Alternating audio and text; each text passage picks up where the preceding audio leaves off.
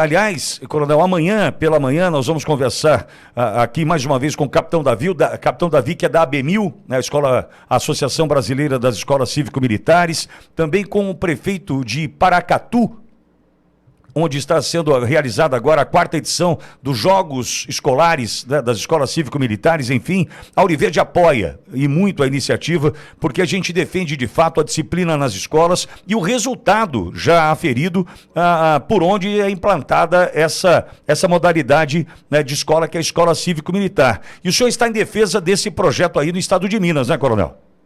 É isso mesmo, Pitoli. Eu sou um grande parceiro do Capitão Davi.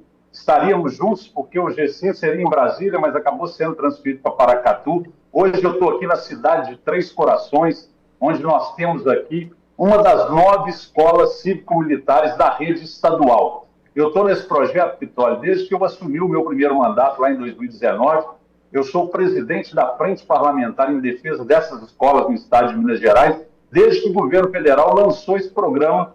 Minas Gerais aderiu, o governador Romeu Zema aderiu ao programa, e nós temos aqui no estado, desde então, 9 escolas da rede estadual. Essas escolas, Pitoli, elas eram, né, quem tocava esse programa eram os militares das Forças Armadas, Exército, Marinha e Força Aérea, mas o governo federal, eu falo que o desgoverno federal, sem escutar a comunidade escolar de forma unilateral, de forma ditatorial, encerrou com esse programa dia 31 de dezembro de 2023. Ele colocou para fora das escolas mais de 900 militares que cooperavam com mais de 200 escolas no Brasil inteiro. E aqui em Minas, nós fizemos uma intervenção junto ao governador Romeu Zema, que de pronto decidiu que Minas Gerais continuaria com o programa e colocou os bombeiros militares aposentados, os veteranos, nessas 9 escolas. E agora, Pitoli, é justamente isso que a gente está vindo aqui reforçar com a sua audiência, dizer que Minas Gerais pretende ampliar esse programa. O governador Romeu Zema abriu uma consulta para 718 escolas no estado de Minas Gerais, de 133 cidades, e a comunidade escolar está dizendo se quer ou não a escola. E depois, numa segunda fase, após ouvir democraticamente a comunidade escolar, o governo de Minas pretende ampliar esse programa, que apresenta resultados sensacionais aqui, não só na rede estadual, mas também na rede municipal, aí com a participação da ABMIL, que acaba de implantar uma escola lá em Paracatu, e tem também 6 escolas lá em Buritis, escolas em Riachim, escolas em São Francisco, escolas em Uberlândia. Então essa é a nossa luta, e eu agradeço muito essa oportunidade de estar aqui conversando um pouquinho com você sobre os resultados dessas escolas. Eu que agradeço a chance de ouvi-lo, Coronel. Aliás, falando de resultado, numa das escolas de Buritis, aí em Minas Gerais, a secretária de Educação do município de Buritis, a Eliene, conversando conosco essa semana, nos passou um dado que é assustador. Para ter uma ideia, uma das escolas que teve a implantação do modelo cívico-militar em 2022, no último IDEB, registrou um salto. Da implantação, 5,2 era a nota do IDEB. Agora, no último índice, 7,5. Coronel, é um salto de 50%. Ou seja, é a melhoria na qualidade de vida destes alunos, olhando para o futuro destes, mas em especial para o presente da escola, do professor, das famílias que melhoram a relação com seus filhos. Ou seja, não é uma melhoria só nas notas, é uma melhoria num todo, não é, Coronel? Olha, eu fico tão feliz quando você fala lá de Buritis. Eu sou presidente da Comissão de Juventude da Assembleia, estive lá em Buritis, fiz uma audiência pública da Comissão de Juventude. Eu falo que o município de Buritis ele é uma referência, porque são 6 escolas da rede municipal, são mais de 1.400 alunos nesse programa, e nós vamos lá presencialmente justamente para falar, Pitoli, falar a verdade, né? Eu digo que contra números não existem argumentos. E eu tive uma oportunidade também, Pitoli, de falar sobre Buritis lá no STF.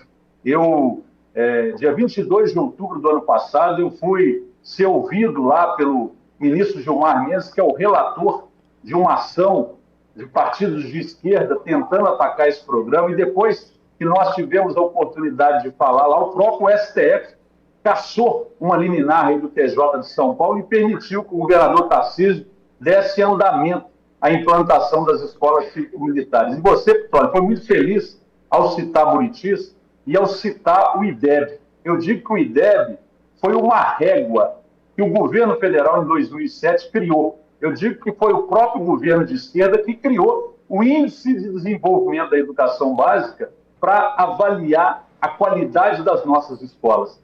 E muito me surpreende quando eu vejo aqueles que atacam esse programa não querer considerar o IDEB como uma ferramenta determinante para a gente dizer que o programa das escolas cívico-militares funciona. Funciona porque dá resultados que são possibilitados de serem quantificados nessa régua que é o IDEB. Mas muito mais do que isso também, existem outros temas que não são quantificados em números. É o ambiente da comunidade escolar. Eu quero compartilhar com você, Vitório, como eu disse, eu estou aqui em Três Corações, para quem não conhece, é a terra de nascimento de Edson Arantes do Nascimento, aqui no sul de Minas, o Pelé. E aqui em 2021, no meio da pandemia, nós trouxemos aqui para a Escola Estadual Olímpia de Brito, é uma escola aqui de Três Corações, que recebeu esse programa. E agora pela manhã, eu fiz questão de vir aqui para conversar com a diretora, a professora Deli, com a vice-diretora, a professora Nara, com os alunos,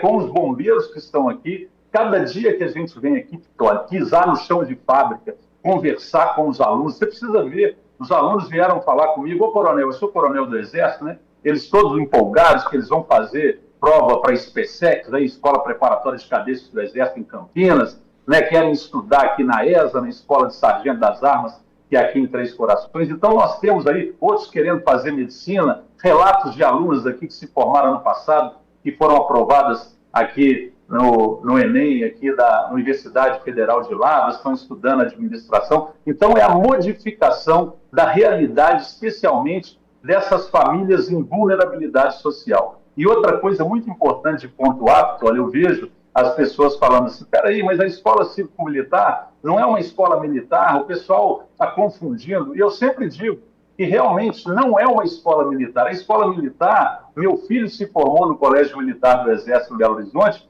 e ele estudou lá, Vitória, justamente por ser filho de militar. Nós sabemos que as escolas militares do Exército, aqui em Minas Gerais nós temos o Colégio Tiradentes da Polícia Militar, são escolas que foram criadas para dar prioridade de matrícula para os filhos de militares, porque os militares têm características próprias de movimentação, de transferência, então para não prejudicar a família existe esse modelo de escola. E que a sociedade busca vaga nessas escolas e nós não conseguimos atender a todos. E a escola cívico-militar, Vitória, é uma escola democrática para todos, em que não existe prova, não existe seleção, ela é aberta para aqueles que mais precisam. Isso precisa ser pontuado. Hoje nós temos em Minas Gerais mais de 6 mil famílias que têm os seus filhos estudando na rede estadual, fora essas escolas como em Buritis, da rede municipal, e com satisfação das famílias. Eu digo que o cliente da escola é a família. A escola é um ambiente público, as escolas públicas mantidas pelo Estado, e que ali os usuários são as famílias e seus filhos. Nós, professores, servidores que lá estamos, somos servidores públicos que temos que atender aos interesses da família brasileira. Coronel, duas ponderações, duas colocações antes da próxima pergunta para o senhor. Tem uma ouvinte aqui, a Paulina Barbosa, pedindo uma unidade de uma escola cívico-militar em Janaúba, aí no estado do senhor, Minas Gerais, que é uma escola cívico-militar na cidade dela, Janaúba, né? A Paulina Barbosa. Outra consideração, Coronel, o senhor está em Três Corações, onde nasceu Edson Arantes do Nascimento, né? Nós estamos em Bauru, onde nasceu Pelé. Pelé nasce aqui, né? O jogador de bola, filho do Dondinho, né? Ele começa... Ele nasceu aqui, mas ele foi explodir para o futebol aí em Bauru. Exato. A gente brinca o seguinte, Coronel, perdoe por interrompê-lo, o Edson Arantes do Nascimento nasceu em Três Corações, o Pelé nasceu em Bauru. A gente puxa essa sardinha para nossa brasa aqui, porque embora é uma cidade que não tenha hoje um museu dedicado ao Pelé, e isso é inacreditável, mas enfim, é a nossa triste realidade aqui em Bauru, mas o Pelé, de fato, o jogador de futebol, é daqui que ele parte para o Santos, enfim, só para lhe contar essa história, Coronel. Mas vamos lá, tem uma outra questão para o senhor.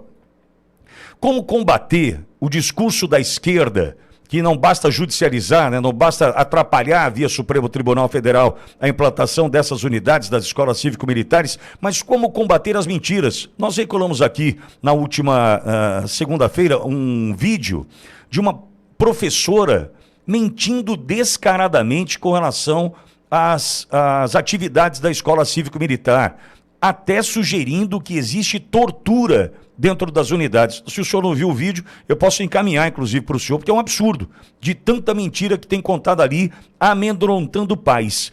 Por um outro lado, coronel, temos aqui mensagens, prints de conversas, senhor, que já também posso encaminhar para o senhor, de professores que oferecem pontos na nota para alunos que as famílias votassem contra a implantação da escola cívico-militar em unidades.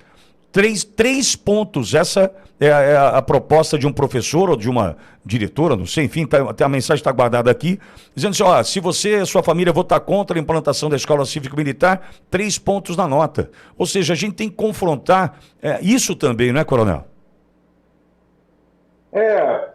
Olha, eu falo que é uma tristeza quando a gente vê que pessoas que são vocacionadas teoricamente para a educação fazem isso. Mas antes de alongar um pouco nessa pergunta, eu quero dizer para a ouvinte aí que falou de Janaúba está no processo, ela deve verificar isso, se ela entrar nas minhas redes sociais, lá no Coronel Henrique, no Instagram e no Facebook, nós temos escolas em Janaúba da rede estadual que estão sendo consultadas, a comunidade escolar está sendo consultada, então para que ela fique atenta a isso, se ela quiser mais detalhes, ela me chama lá no meu Instagram que eu falo para ela quais são as escolas de Janaúba. Com relação, eu gostei muito dessa história do nascimento de Pelé, eu vou comentar aqui, eu vou almoçar agora com os amigos aqui em Três Corações, realmente, Edson Arantes nasceu aqui, mas o Pelé nasceu em Bauru. Vou levar essa ideia aí da nossa querida Bauru. Agora, Pitoli, eu participei de uma audiência pública promovida pela esquerda lá na Assembleia Legislativa do Estado de Minas Gerais, e eu fiquei, Pitoli, 5 horas esperando para ter direito à fala, porque a audiência foi organizada de uma forma, e eu venho dizer aqui que eu respeito a autoridade do nosso regimento interno lá da Assembleia, em que todas as comissões e a Casa é essencialmente presidencialista, e quem decide o rito das audiências é o presidente, mas nós tivemos naquele dia, e eu quero compartilhar com você, nós tínhamos vários deputados no início da Assembleia, mas foi organizada de forma que todos os convidados falariam antes dos deputados. E os deputados tinham outros compromissos e foram saindo. Então, foi uma forma indireta de cercear a liberdade dos deputados falarem. Mas eu fiquei pacientemente, esperei durante 5 horas para ter direito a falar. A audiência começou às 14 horas, eu fui falar às 19 horas. E nessa audiência, Vitória, não foi convidada nenhuma professora, nenhuma diretora das 9 escolas que funcionam em Minas Gerais. Por quê?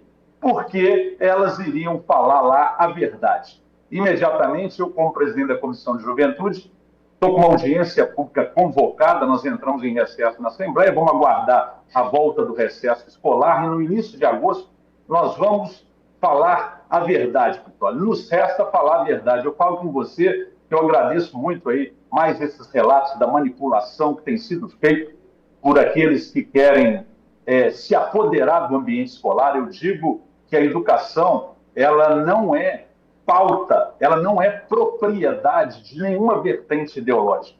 Ela é propriedade do povo brasileiro, das famílias que têm nas escolas, nas universidades, um ambiente, eu repito, um ambiente público em que os servidores devem estar ali para servir a população. Mas nós sabemos que isso não está acontecendo. Então, Vitória, o que a gente tem que fazer? Fazer isso que você está fazendo de forma brilhante. Eu, mais uma vez, te agradeço essa oportunidade de estar aqui falando para o Brasil inteiro, de pedir às pessoas que compartilhem essa conversa nossa, que entrem nas nossas redes sociais e deixem também os seus comentários, porque nós vamos levar, Vitória.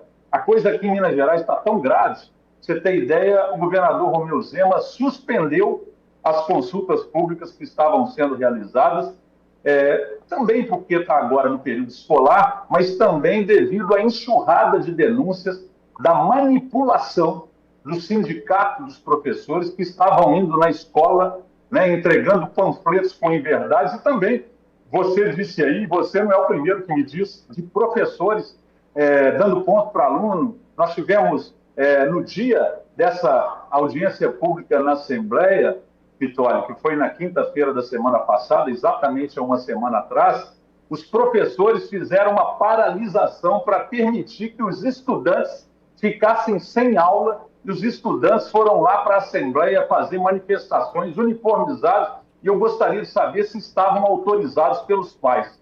Provavelmente não, estavam sendo massa de manobra, né? Eu acredito que a escola, os estudantes deveriam também ter voz, mas eu acho que os pais irresponsáveis são aqueles que colocaram seus filhos ali. Ontem eu ouvi um relato, Vitória, de uma mãe de um distrito da cidade de Ouro Preto, e eu estava na estrada e ela falou assim: pelo amor de Deus, deputado, quem carregou meu filho na barriga 9 meses fui eu que coloquei ele no mundo, eu quero ter o direito de opinar, que eu quero a escola cívico-militar aqui em Ouro Preto. Eu não fui comunicada, eu não fui consultada, pelo amor de Deus, permita que eu indique aquilo que é o melhor para o meu filho. Então, nós precisamos, Vitória, falar a verdade. Eu descobri uma coisa nessa audiência pública. Eu ouvi 5 horas de mentiras coordenadas, porque não era uma linha só de mentiras, sabe, Vitória? Eram várias linhas de mentira, até para nos confundir na hora de fazer o contraponto. Então, o que eu sempre fiz no meu mandato e continuo fazendo é falar a verdade, é demonstrar para as pessoas que eu estou nas escolas. Minas Gerais, você deve saber, são 853 cidades, é um estado, né, maior do que a França, com o maior número de municípios do Brasil, e é um grande desafio percorrer todas essas cidades. Você tem ideia, nós estamos falando de Buritis. Buritis, Vitória, fica a 800 quilômetros de Belo Horizonte, na fronteira com Goiás e com a Bahia, e nós estivemos lá 4 a 5 vezes para aprender lá com a professora Eliene, a quem eu mando um abraço. Eu vi que ela participou com você e com o capitão Davi lá direto de Paracatu. Nós temos que conversar com aqueles que sabem a verdade dos fatos. E você, Vitória, nós nos conhecemos lá no evento do PL lá em Brasília, e você é um instrumento da verdade da família brasileira. Obrigado. E a educação vai libertar a nossa família, vai permitir que as gerações de daqui a 30 anos possam construir um Brasil diferente. E eu acredito nisso. É isso que eu faço. Eu, durante 23 anos, trabalhei aí muito perto de São Paulo, aí na Academia Militar das Agulhas Negras em Resende, fui professor na Academia Militar e sei o bem que a disciplina, o bem que o ambiente escolar organizado faz para a nossa juventude. Eu não sei se você tem esse dado, Vitória, eu gosto sempre de falar, porque ele é muito didático para as famílias entenderem. Eu falo que um tempo de aula tem 50 minutos. Numa escola tradicional, quando a gente cronometra ali o tempo de bola rolando, o tempo que o professor tem efetivamente para dar aula, em média, algumas não têm nem esse tempo, mas em média, o professor tem 21 minutos de aula, 21 minutos de bola rolando. Quando a gente trabalha esses valores, a disciplina de forma amigável, de forma internalizada, esse comportamento que esses alunos adquirem dentro da escola cívico-militar, o tempo de bola rolando, Vitória, sobe de 21 para 41 minutos. Então, o professor tem o dobro do tempo para transmitir o conhecimento. Só isso já explicaria os resultados da eficiência do IDEB. Exato. Porque o nosso professor, ele tem condições de fazer aquilo para que ele foi formado e muito bem formado. Nós permitimos, Vitória, com a disciplina, que os nossos alunos brilhem através da ação dos nossos professores, que serão sempre aqueles fundamentais para a nossa educação no Brasil. Coronel, me permita, obrigado pelos elogios, Coronel, muitíssimo obrigado, mas me permita fazer uma colocação e uma analogia. Se a gente abrir um estabelecimento, uma padaria, 2 padarias, uma ao lado da outra, né? A gente tem uma célebre frase, que é clichê: quem tem competência se estabelece. Se tivermos ali 2 padarias, uma ao lado da outra, uma com um pãozinho quentinho a toda hora, né? Um pãozinho crocante, gostoso, tal, e a outra, né, não oferecendo a mesma qualidade, muito provavelmente essa vai fechar em algum momento, porque não consegue se estabelecer. Durante algum período ela ainda se mantém, mas a tendência é fechar. Por que eu estou fazendo essa analogia e apresentando essa analogia para o senhor, coronel? Entendo eu que se essa sociedade, em especial professores, sindicatos, né, aqueles que lutam contra a escola cívico-militar, eu gostaria que eles se dispusessem a tratar da seguinte forma: o município oferece as duas versões, a escola, vamos chamar de convencional, e a escola cívico-militar. Quem tem que decidir sobre o filho é o pai, é a mãe, é o responsável. Eu sei o que eu quero para o futuro do meu filho. Não é o professor da ideologia, não é o professor que doutrina, não é o sindicalista que vai decidir o que eu quero para o meu filho ou não. Então, já que a gente pode jogar dessa forma, vamos tratar assim?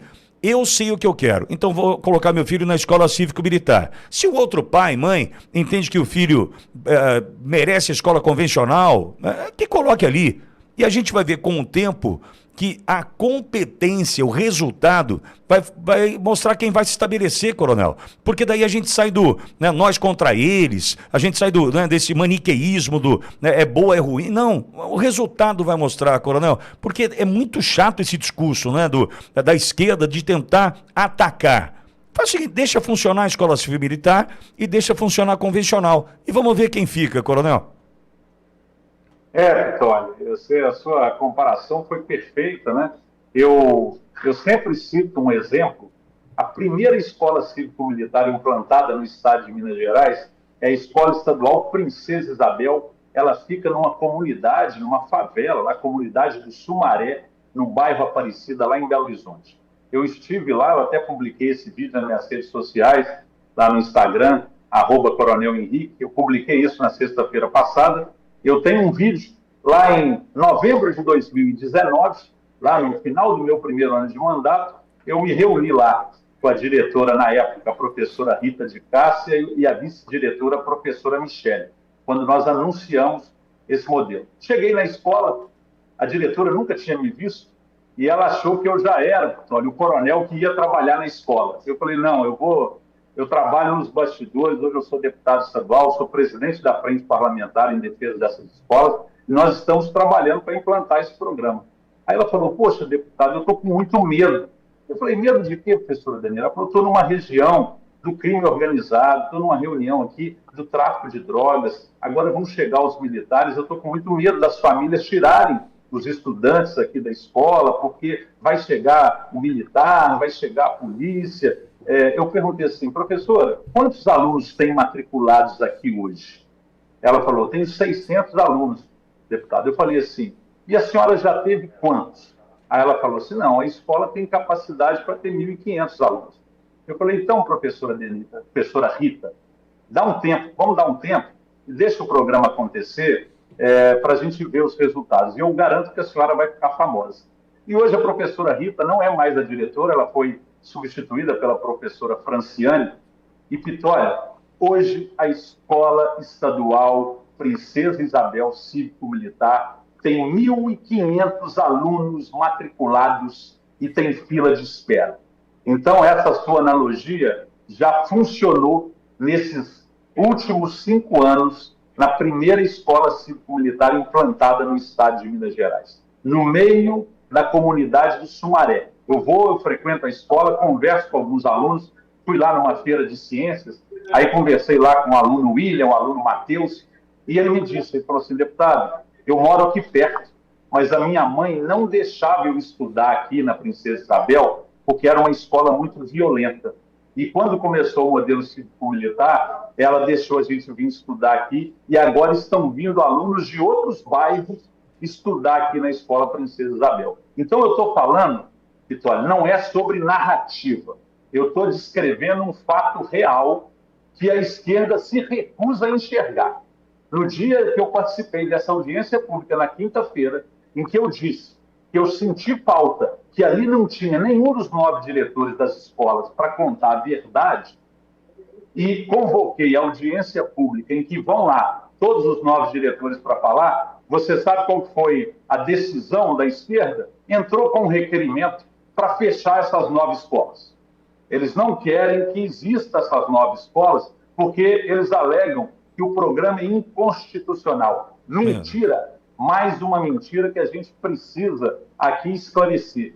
O modelo cívico-militar, o programa cívico-militar, ele não fere a LDB, ele não fere a Lei de Diretrizes e Bases da Educação. A nossa Constituição Federal, e eu falei isso lá no Supremo Tribunal Federal, a nossa Constituição Federal garante que a legislação da educação ela é concorrente entre União, Estados e municípios para desenvolver os seus programas próprios, desde que não fira a LDB. E nós temos em Minas Gerais, eu acredito que em São Paulo também nós temos isso, nós temos um programa de sucesso, que é o PROERD, é o Sim. Programa Educacional de Resistência às Drogas, em que os policiais militares vão na escola fazer essa educação dos nossos jovens. Nós temos aqui em Minas Gerais o PROGEA, que é feito pela Polícia Ambiental, que é o Programa de Educação Ambiental. E nós temos o PSI, que é o Programa das Escolas Cívico-Militares, que a única diferença é que, em vez do militar ir lá, eventualmente, ministrar uma instrução, esse militar passa a integrar o corpo, né, da escola como monitores e muito bem orientados. O militar sabe muito bem de hierarquia e disciplina, né, Vitória? E lá eles chegam e eles sabem que quem é o responsável pela escola é o diretor ou a diretora. Os militares são colaborativos, eles são assessores, são monitores, atuam de forma complementar fora da sala de aula, sem interferir no projeto pedagógico. Então, isso é muito bom que fique claro. Eu falo, né, Vitória, que falar a verdade para a esquerda é igual rezar uma missa. A gente tem que ir lá e repetir as mesmas coisas todos os dias. Mas isso é muito necessário, porque eu tenho a certeza, Vitória, que talvez a maior, e aí você foi muito feliz quando disse, quando nós somos atacados, é justamente porque talvez falte a nós uma cadeia de comunicação eficiente para que a verdade chegue de forma transparente para as famílias, sabendo, primeiro, que a gente não está inventando a roda. Esse programa já existe. E sabe o que eu disse lá no Supremo, Pitoli? Que a presença dos militares cooperando com a educação básica no Brasil, ela vem desde o Império. Dom Pedro II criou o Colégio Militar do Rio de Janeiro. Então, não é uma novidade a participação desses homens e hoje dessas mulheres que têm uma formação para a cidadania muito bem consolidada, né? Porque aí eu faço uma defesa, né, Vitória? O que é um militar, né? As pessoas, quando falam do militar, parece que estão falando de um ser de outro planeta. O militar é um cidadão brasileiro que, em algum momento da sua juventude, passou em um concurso público de uma instituição de Estado e foi integrar essa Constituição e atuou a vida inteira sobre rígidas normas éticas, morais, e quando ele se aposenta, ele deve estar, Vitória, e pode estar aonde ele quiser. E eu tenho certeza que o ambiente escolar é um ambiente que o militar pode contribuir muito. E, mais uma vez, eu chamo aqui um artigo da Constituição, Vitória, que é o artigo 205 da Constituição Federal, que diz que a educação deve preparar o indivíduo para a cidadania. Cidadania não tem lá no currículo, não é prerrogativa de quem é formado em letras, em português, em pedagogia. Isso é atribuição do cidadão brasileiro cooperar com a formação cidadã do nosso jovem. E nós, militares, temos essa habilidade desenvolvida durante toda a nossa carreira. Né? O militar, seja ele bombeiro militar, policial militar, do Exército, da Força Aérea, da Marinha, nós lidamos com os problemas e os desafios da cidadania, patriotismo, civismo, respeito, isso faz parte da nossa rotina. Então, é nisso que eu acredito. Esses profissionais estão completamente preparados para entregar, para devolver para a sociedade brasileira, dentro do ambiente escolar, cooperando com diretores, com professores, na formação cidadã, fora da sala de aula. Eu falo que a presença dos militares, Pitoli, vai da porta da sala de aula para fora.